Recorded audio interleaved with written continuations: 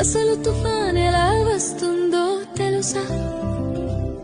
సముద్రం మొదట ప్రశాంతంగా ఉంటుంది, అలలు మెల్లగా తాకుతూ ఉంటాయి. కానీ సూర్యుడు బాగా వేడెక్కితే సముద్రపు నీరు కూడా వేడిగా మారుతుంది. ఆ వేడి నీటి మీద ఉన్న గాలి కూడా వేడి అవుతుంది, పైకి ఎగురుతుంది. గాలి పైకి ఎగినప్పుడు కింద ఖాళీ అవుతుంది. అప్పుడు చుట్టుపక్కల చల్లని గాలి ఆ ఖాళీని నింపడానికి వస్తుంది. ఇలా గాలి ఎగరడం దిగడం మొదలవుతుంది. అలా తిరుగుతూ తిరుగుతూ ఒక పెద్ద చక్రంలా మారుతుంది.